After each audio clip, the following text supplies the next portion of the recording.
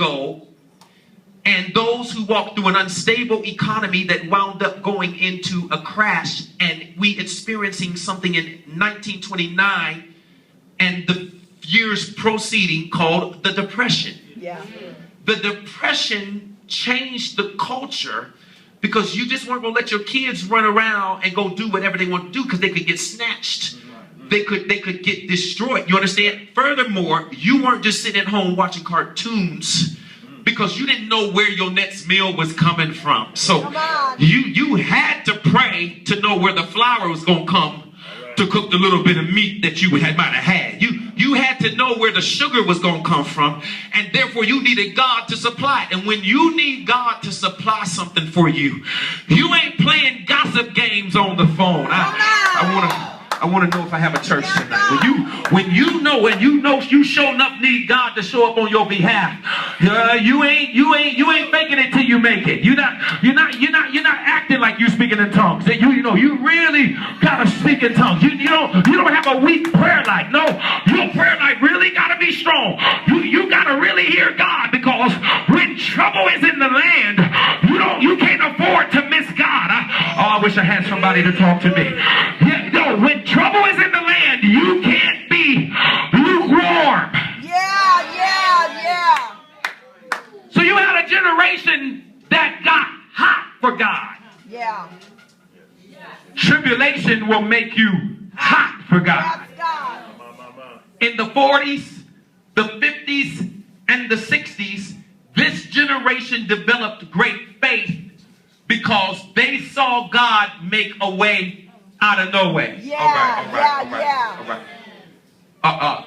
They saw God show up in the midst of situations, and they knew it couldn't have been nothing but God, because they were sitting at home with no food in the house.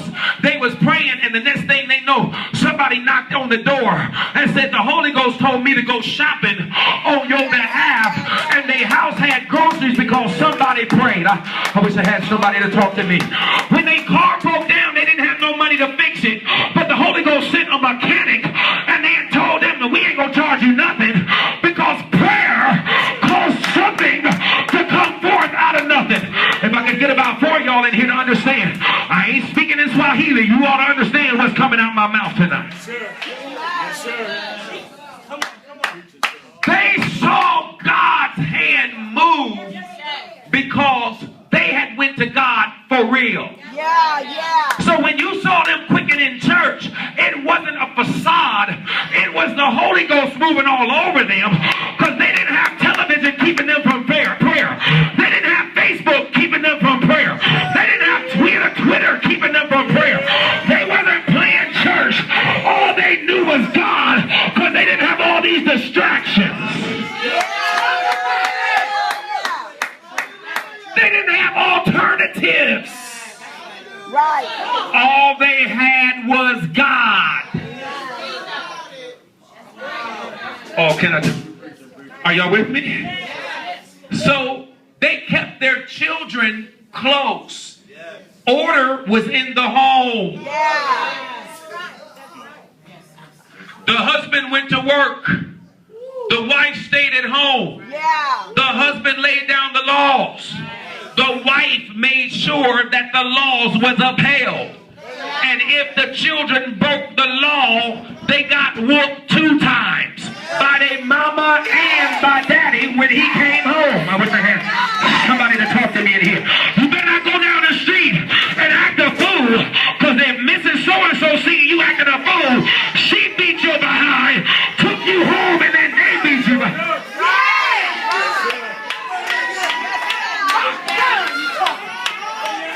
They learned the fear of the Lord by fearing their parents.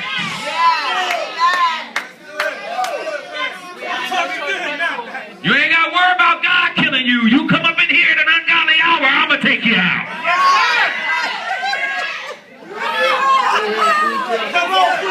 Are you with me in this room? Oh, no, you better not go to, if you go to church, let me tell you something. I'm going to tell you how I know. I'm going to tell you how I know they was crazy. I'm going to tell you how I know. My father, Pentecostal preacher, 40 years. I was his child. he pastored and parented at the same time, which meant that he could be preaching, see me playing and distracting folk in the pew, in the middle of his group. And if you don't stop playing Rodgers, I'm going to take you outside and whoop you until you can't be whooped no more. And the Lord said, let there be light.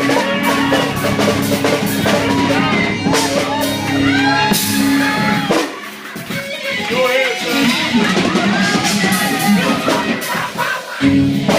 How you going to incorporate my whooping in your message? Yes, sir.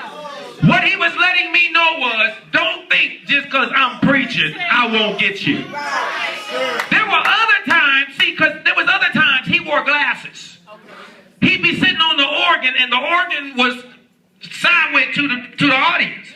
He could be in worship, but he was aware of his children. Which means that if he was in worship with his hands raised and looked out an audience and saw us playing, he might not could have come out of worship to get me, but a look said it all. He said all he had to do was lower his head, look over the glasses. I didn't need an interpreter. I knew what it meant.